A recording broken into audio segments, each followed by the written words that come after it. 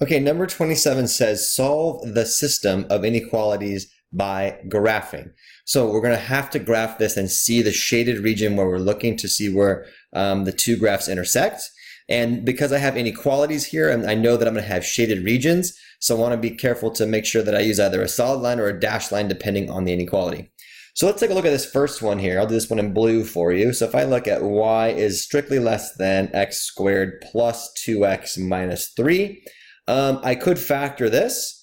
Okay, so I would get a -3 and a 2, probably a 3 and a 1, make that a negative and make that positive. So I'd say y would have to be less than now of an x plus a 3 or an x minus a 1. So therefore, this tells me that the zeros are going to happen when x is equal to -3 and x is equal to positive 1. Okay, so here's positive 1 and here's -1, -2, -3. Okay, and this thing is has a y-intercept of -3, 1, 2, 3, so it's going to intercept right there.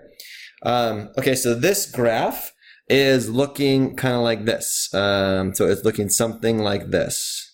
Okay, just like that. And in fact, I can figure out where the vertex is going to be by taking -b over 2a, and I would get -2 divided by 2 times 1, so that'd be at -1. So -1, comma, looks like I'm betting -4, and I plug it back in. Okay, so I want all things that are less than this value. So I'm going to go ahead and take a test point at 0, 0, and see if it makes it true or false. So is 0 less than 0 squared plus 2 times 0 minus 3? So is 0 less than -3? Is that a true statement or is that a false statement?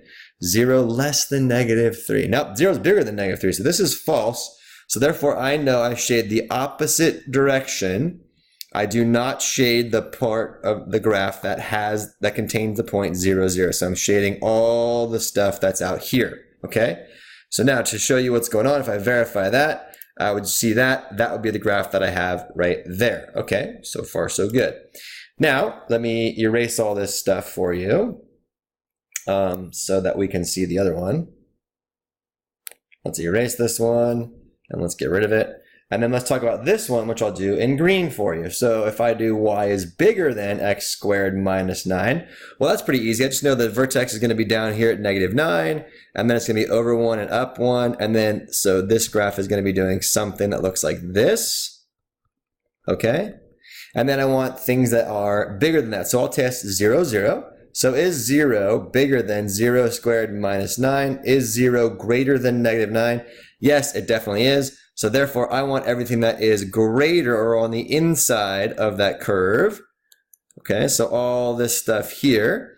So what we're doing is we're looking for where they intersect. So to me, it looks like they're going to intersect right from this region and all of this region right in here.